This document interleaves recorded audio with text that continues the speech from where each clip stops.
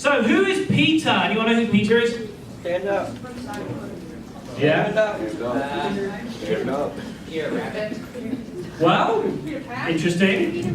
First Pope. First Pope? Okay. Oh, that's a good one. Do you think it was this guy? Yes. What about these people? What about this guy? Yeah, that's Spider-Man. Not spelled the same. Definitely not spelled the same or pronounced the same. No, this guy was our Peter. This is the hero of the hour. This is Peter. So Peter, the correct Peter, he lived in Galilee. You see a lake there. And he was on the north shore of Galilee, in the city of Bethsaida, on the northern shore. And so you can see it just to the right of your screen, that's where they lived. Of course they were fishermen, they lived right on the lake. And apparently sometime they moved over to Capernaum, which is on the very left-hand side, which is a huge move. I guess all the fishers moved over there, so that's why they moved over there.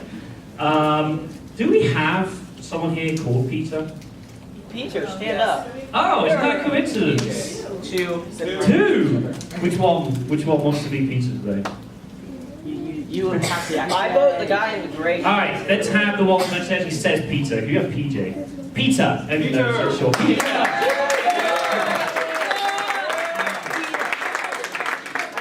So we're going to describe. So you lived way back in Jesus' time. Okay. So we've got a nice little robe for you. We're going to dress you all up. Oh, it might be a bit short. Peter was 5'2" in the Bible. Jack, I don't think anyone knows. So he was a disciple. He was given the name. His given name was Simon, which was very common in the first century. It was a Jewish form, and Jesus then renamed him Peter. So Jesus actually gave him a different name, and Petros actually means rock to describe his strength and stability. Now, also in the Bible, you're also going to see his name come up as Cephas as well. Okay, it's the same person. Very common back then to have two different names. Okay, so let's dress him up even more, because back in Jesus' times, they had long hair. They didn't have good barbers. Blonde. He was blonde. We have no idea. And he had a beard, because a lot of people back then had beard. We're not sure why his hair's blonde and his beard is brown. He was in the sun a lot. Because he was a fisherman, that makes sense, doesn't it? He was facing his back to the sun. So there we go, we'll go with that. Okay? And so let's go get him his fishing rod. Okay, because he's a fisherman. And this is actually where Jesus met. Wow, you really look like Peter. I hope someone takes a picture of this. So he was a fisherman. Have you been fishing before? Yeah. Good. Okay. Cast out a lot, but I don't know what you call it. Very good. I took my head off. You were definitely a pro. Okay. So Peter's family actually owned a lot of several fishing boats, and they even hired servants. They were in real business. There's even some thought they were partners with James and John and their father Zebedee. Okay, you've heard of those guys as well before. His brother was also Andrew, who's also one of the disciples as well. Okay, so let's look at his strength. So Peter, he was a dedicated follower, but quite impulsive. You may have noticed that when reading the Bible, he speaks up and he usually says the wrong thing. Poor Peter. He attempted acts of faith, but often failed. We remember when he tried to walk on water, and as you can see that picture, it didn't work out too well. The Lord had to go rescue him. He was very, very brave, very, very brave, willing to die. We see that in Matthew 26:51. And he was also considered the most loyal of the disciples of Jesus. Now, he had weaknesses. So he had initial tendencies towards Jewish legalism, morality. He ate food with the Gentiles. If you ever read Galatians, which is one of my favourite books, you'll notice that Paul has to call him out. Poor Peter. I love this guy. He makes so many mistakes, but I love him so much. And I urge you to read Acts 10:9-16. Read the story about the blanket, which is raised. You see the vision comes down. He sees all sorts of animals in it. I had no idea what that would look like, but I thought this picture was really cool. I thought that would have been a good image. But read that story. It's a really fascinating story. Like some of the other disciples, well, like everyone, he did not fully understand Jesus' radical new teachings and their implications.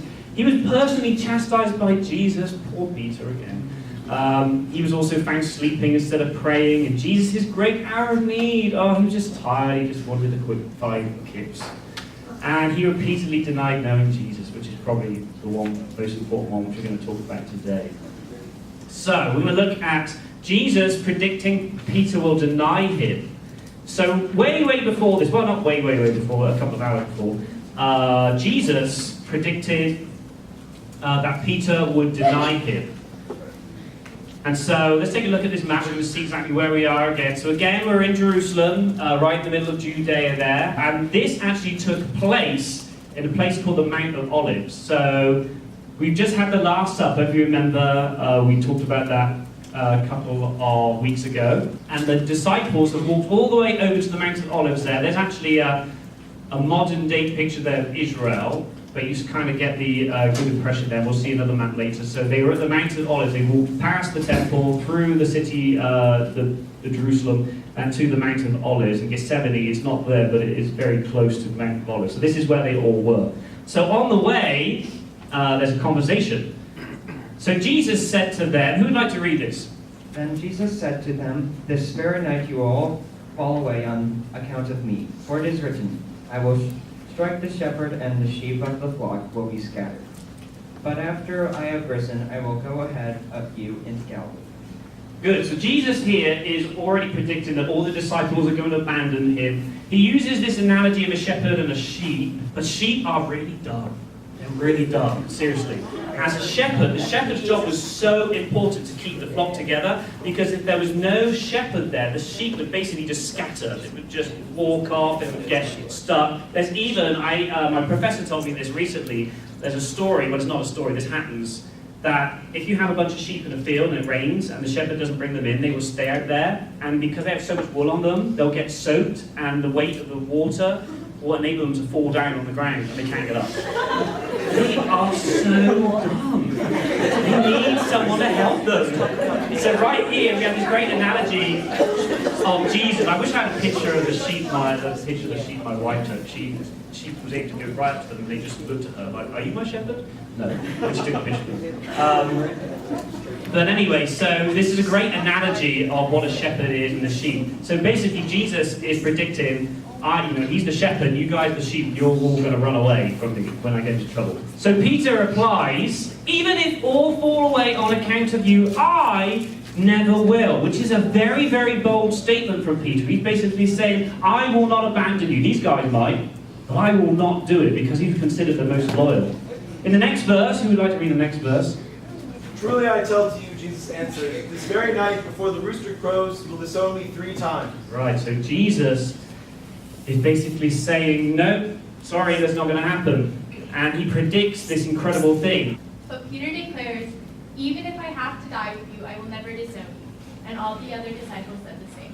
Wow, so now the other disciples are joining and saying, no, we will definitely have your back here. Everything's going to be fine.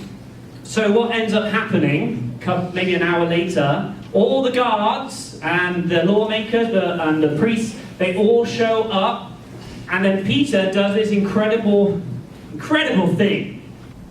Then Simon Peter, who had a sword, drew it and struck the high priest's servant, cutting off his right ear. The servant's name was So he swaps his fishing rod for a sword. And you know what? This is probably the first time Peter has ever held a sword in his entire life. Because he's a fisherman. So of course, he ends up chopping the guy's ear off. He's basically aiming for his heart. He completely misses and goes for his ear. Because he's never held a sword. Peter is unbelievable. He's so brave, but very unrealistic. Because he's not a swordsman, he's a fisherman. So no wonder this happened. So just to put it in context, he was incredibly brave, but he was also very unrealistic. Never held a sword before. Hence, why he cut the guy's ear off and didn't get anything. He's lucky he even got that far.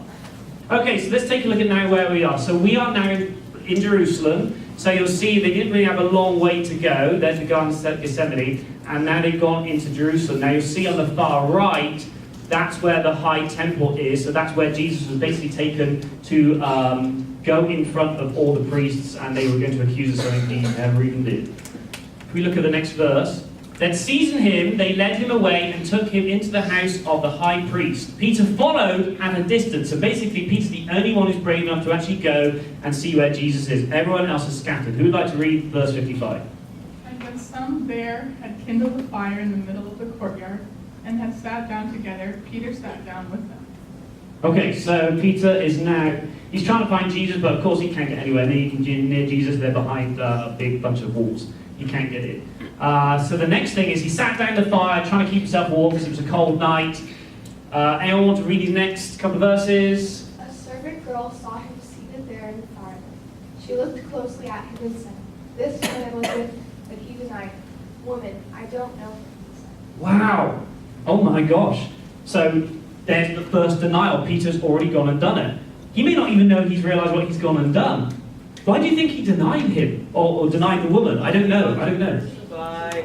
Oh, good. So he could survive because basically the disciples were being hunted down now. They were wanted men. And he was afraid. A little later, someone else saw him and said, "You are also one of them." "Man, I am not," Peter replied. Oh. How many denials is that now? 3. That's 2. 2. And that was in the space of a couple of minutes. He's gone and done it twice. Unbelievable again. He does not want to be known because he's afraid. The next verse. So now he has a little bit more time to think about it because it says about an hour later. Who would like to read this? Ooh. About an hour later, another asserted, "Certainly this fellow was with him, for he is a Galilean." Peter replied, "Man, I don't know what you're talking about." Just as he was speaking, the rooster crowed. So Peter has now denied how many times? 3 times. And he was very recognizable, by the way. He was a dirty, rugged fisherman. And he was in the middle of the Jewish courts. Man, I don't know what you're talking about.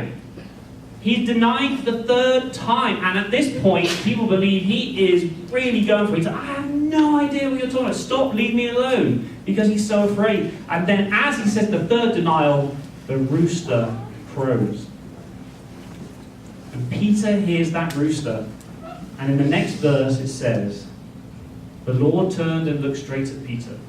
And Peter remembered the word the Lord had spoken to him.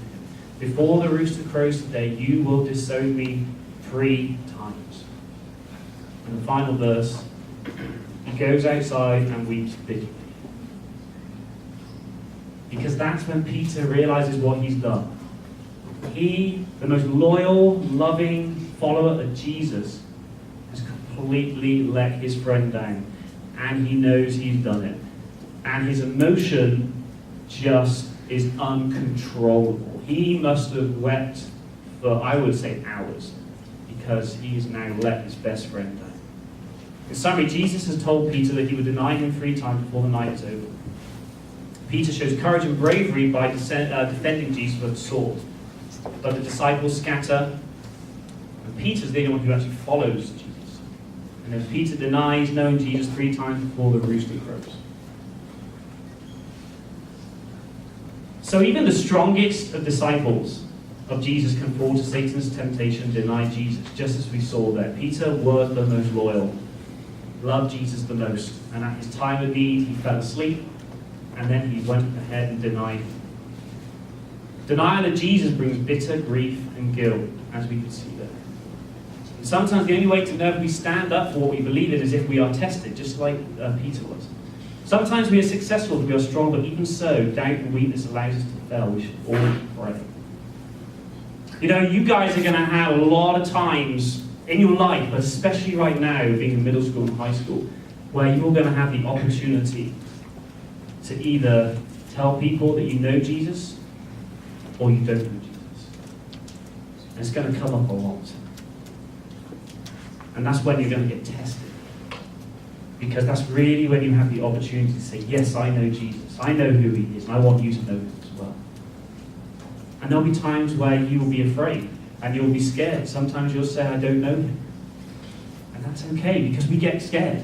But believe me, when you stand up and say, I know who Jesus is in front of your friends, you will just feel the presence of God in your life, and you will be a lot stronger than you've ever felt before. And when you deny him, you will feel guilty, because you know that you know him.